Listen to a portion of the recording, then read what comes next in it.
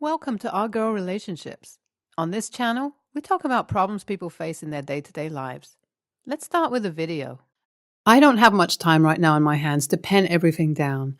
As you can read the title, it is what it says. Honestly, I am scared, like completely, and so is my whole family. I was about to start the happiest part of my life, settling down and all, but I don't know if it's possible anymore.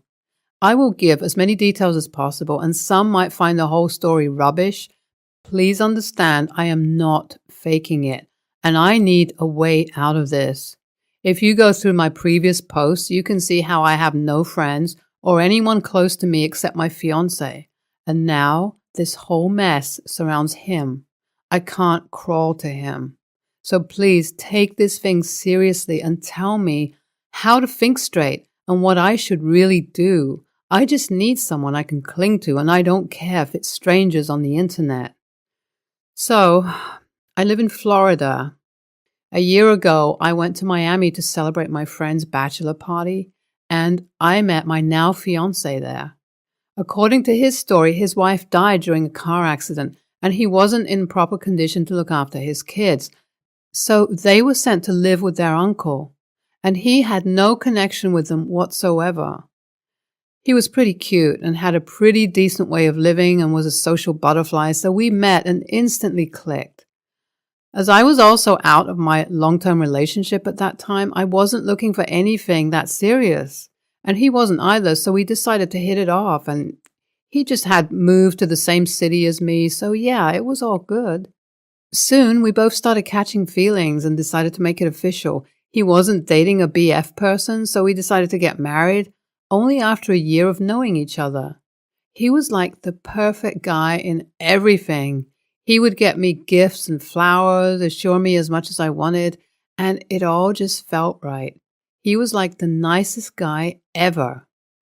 Soon after, we decided to get married. I wanted to take a while just living the engaged life and just take time to adjust to the new beginning. And honestly, I didn't know this would turn out this bad. We decided to tie the knot in Miami, the same place where we met, because it just seemed to make sense to us. Now, we are not locals, so we had to book a hotel for our whole family. My fiancé didn't have much of his family left, so I never really asked him much after knowing about all the things he said he went through.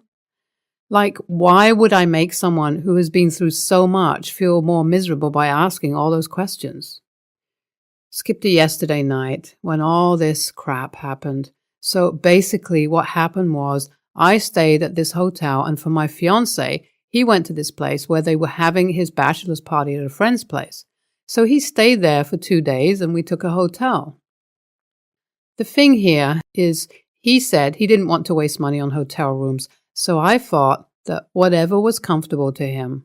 It was around 8 p.m. at night when I heard a knock on my room. There was this girl who looked a little bit like my fiancé.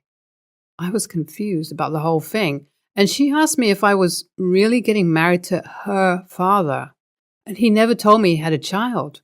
So I thought that she must be lying and all, because there's no way my fiancé would ever hide anything from me like that. I immediately called the reception and asked them why they let her in, and she snatched the phone from me and begged. She said to hear her out once. Like, I don't know, she didn't seem like a bad person, so I heard her. So, according to her, the guy I'm getting married to is her father. I am not dropping anyone's age because I don't want to be subjected to the whole age gap taboo, but my fiancé and I have quite an age gap, so yeah, it is possible for him to have an 18-year-old daughter. I didn't feel safe while talking to her in my room, so I took her to the lobby and made her sit in one of those waiting chairs and listen to whatever she had to say. And yes, there were people around, and I ain't that dumb. We sat and started talking. She started talking about her childhood and everything, how she grew up and the places she mentioned. My fiancé has mentioned those places before too. So I kind of started trusting her, and then she started talking about her mother.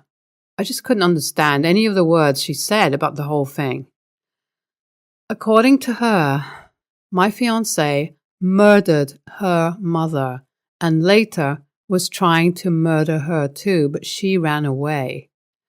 This is the simplest way I can put everything into words over whatever she said to me. Now, I know this becomes so hard to believe this way, and it was for me too. I didn't believe at first either, but the thing is, later she showed me all the proofs, and when I started trusting her and the way the whole thing was started to escalate, I took her to my room, called my parents there. Look, if she has proofs, such as records, court papers, and articles about it, there's no point in not trusting her anymore. We go upstairs, and she starts telling me the whole story. So basically, what happened was, my fiancé was married to this woman right after getting into college, and they both had to drop out of it because he got his wife pregnant. Soon after they settled down and started living their own lives, my fiancé's parents refused to help him anymore, and he started struggling financially. And they just had a baby, so life was really difficult for them, and he started becoming abusive after getting into drugs. By the time the girl came to meet me, I was 6. According to her, my fiancé used to tie her up and inflict pain on her since she was little and considered her as the root of his problems under influence. I have never seen him do drugs or do any illegal things before. This was like something new for me to hear about him, as if he was some other person before. Then things went really bad on them. When one day his wife fought back to him, he suddenly got really mad and started beating her to death. And as she was already sick and weak, she died after a few smashes on her head. And for the girl, when she saw her dad beating her mom up, she was scared and ran away to the grandfather's house. I thought the wife was someone who used to go to college with my fiancé, but it turns out it was someone who was just 15 years old, and honestly, it's hard for me to type all these because the whole situation here makes me want to throw up. Like it's just inhuman to do this kind of shit to someone. She showed us all the evidence and even provided us with the number of the lawyer who fought the case. But later, when the verdict was pending, my husband ran away too, and he was actually on the listings of the most wanted people with a bounty of $7,000 on his head. I am devastated. My life feels so endangered. I didn't know I was getting married to a sociopath murderer. And what if I am his next target? Everything just scared me. I called the police, and we have the daughter with us in case we need someone to explain the whole story. And I am scared and heartbroken at the same time. Like I have been lied to about everything by my fiancé. And I am scared for my life too. Like, what if he comes for me next? So, 2 weeks have gone by. I called off the wedding but didn't inform my fiancé or his friends because what if he gets angry and starts hurting me? My father called the police and we had a meeting together and the daughter explained the whole situation to them. They immediately contacted the local police station from the hometown of my fiancé and found out indeed whatever the girl was telling was the truth. And he also had so many charges related to drugs and gang fights. After a few legal procedures, they set a trap the next day to arrest him, and they did. He was really scared at that moment. He went from the nice, sweet guy to some violent murderer in a matter of seconds when he understood that I helped the police, and seeing his daughter, the matter only got worse and worse. He is already in prison for 20 years. So maybe 20 years is the most I have, and I don't know, but he was also charged for child abuse, and we all know what happens to child abusers in prison. At least from what I've read from Reddit, the conditions for them are brutal with the inmates. He really looked scary, and I heard his confession too. He was really awfully calm about confessing his crimes, telling them each gruesome details about the murder scene, and I can't even imagine in my wildest dreams that I was with a sadistic killer all these years and didn't even know about it for a single minute or never suspected anything fishy. Like after this, I would never trust anyone no matter what. And to clear another thing you all asked for, According to her, she found me on Facebook when she saw the pictures of me and my fiance. And I'm a regular poster, so you can really find everything that's been going on in my life on Facebook. So she found the address of the hotel from the posts I made, and the rest is history. It reminds me of that one Reddit post where the wife killed all her children after her husband found out that she was cheating, and after divorce wanted custody of the children. There are so many pathological psychopaths in this world, and honestly, I am more worried about the daughter, like everything she went through and how brave she is, that she had the courage to save another woman from being a victim of her father's crime. And the wife deserves so much better, honestly. An OP's age gap is not an internet taboo, and from this I hope you learnt your lesson. And go for guys who are your age and clean. You know, reading this whole thing sounds traumatizing in its own ways. Like, this is just so scary. My ex-husband and I were together for 12 years, dated for 5, married for 7, and had 3 children before we got divorced after he came out to me as gay. I was greatly in the wrong for the way I first reacted. I said hurtful, uneducated things and accused him of using me. My parents, who knew he was gay before I did, told me to stop centering myself around his coming out. I wouldn't have been so enraged if children weren't involved and if he had been more upfront about his sexuality to me. After we got divorced, my ex and his husband started a relationship and eventually got married. My parents are very friendly with my ex and his husband. I can understand and sympathize since my ex's own family is incredibly homophobic and keep pressuring him to marry a woman. My ex's husband is a lovely man we've known since high school. Although I'm jealous of him, I can't bring myself to hate him when he's done nothing wrong. A few months ago, my ex and his husband announced that they were expecting a child. My parents got really excited. A little too excited, in my opinion. My mother proposed the idea of going shopping for baby clothing and essentials, while my father posted about the news and even told my ex about all the things he'd love to do with his child when they're older. I felt off about the way that they were treating my ex, but when I tried communicating with them about my feelings, they shut me down. I was worried about how my ex would handle 4 kids, 3 of them with which he shares custody. I, again, expressed how I felt, to my ex this time, and my parents inserted themselves into the conversation. They said I need to stop trying to police my ex's life and let him live freely since he, I quoted them, wasted 12 years with me. I was ready to flip a table. They were only thinking about him, but never me. I didn't say anything to not cause any issues. Last week, their child was born and they hosted a celebration the day after. I congratulated them and gave presents, but didn't attend as it was my day with our 3 children, and I didn't want the children to disturb the baby. My parents had promised to come over and help take care of the children, but they bailed on me at the last minute to go to my ex's baby welcoming celebration. I held back my anger and hung up on them, then called my sister to help.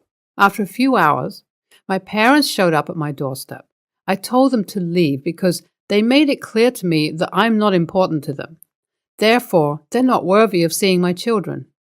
They called me childish and repulsive, but I kept ignoring them and refused to unlock the door. After a few hours, I received a text from my ex asking me if I was okay and spammed messages from my parents about my outrageous behavior. I can understand why they're protective of my ex, but I think they're crossing the line. I'm biased and bitter, though, so AITA? My parents found out about my ex's sexuality only a few hours before I did. I'm glad they didn't give him to me, but it hurts knowing that he trusts them more than he trusts me. My ex, his husband, and I were all friends at high school. He and his husband have always been intimate, which made my sister suspect that they were having an affair, or at least an emotional one. But she's biased too. My ex didn't know he was gay for the majority of our relationship, so I highly doubt that he was cheating on me. 100% NTA. They said I need to stop trying to police my ex's life and let him live freely since he, I quoted them, wasted 12 years with me. And then they called you repulsive? They don't respect you and don't even appear to love you. They are either trying to replace you or live out some fantasy. Maybe they always wanted a boy instead of a girl. It's pretty common.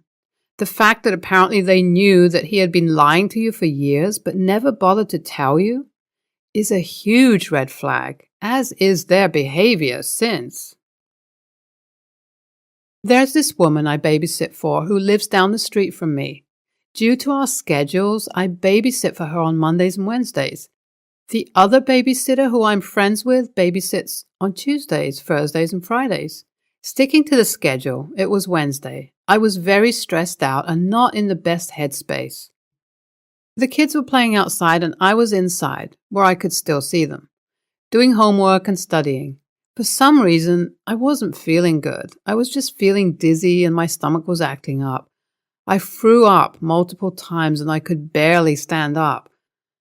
I called the woman and asked if she could come home because something was wrong and I needed to leave. She told me to try and hold on until the end of the day. After like 15 minutes, I texted her again, telling her I needed to leave. I called the other babysitter and asked if she was free and if she could come over because I wasn't feeling good, and she agreed. I could barely make it outside the house. My brother came to pick me up. I fell asleep as soon as I got home. I woke up to missed calls and texts from the lady asking why I left. I called her back and told her that I couldn't stay because I wasn't feeling good. She said I didn't sound sick and I could have held off until the end of the day. I said it didn't sound like much to her, but I could barely make it to the car. I told her if she's going to treat me like this, then I don't want to babysit for her again, and I hung up on her. The other babysitter's schedule is often filled on days that she doesn't babysit, so she couldn't take those days that I babysat. I was lucky that she came. She told me that she really needs someone to babysit on my days and that she can't afford to lose me. I told her I needed time to think about it. I feel pretty bad, but I don't want her to make me work if I clearly wasn't able to do it. AITA here? Quick edit. This has also happened once before, with a personal emergency. She wouldn't let me leave, but that time I stayed. Another edit. I should probably add that she was not working at this time. She was at a party for a friend she has not seen in years. I think it's also important to mention that babysitting started as a favor. When the other babysitter's schedule changed, I offered to help her. This became regular and I started getting paid for it soon after. NTA, this has happened more than once. She blew up your phone and said that you didn't sound sick. I'd run far away from that situation. If she pushes the situation, remind her of how you were treated by her and how this wasn't the first time. See if she comes up with an excuse instead of an apology. That will tell you everything.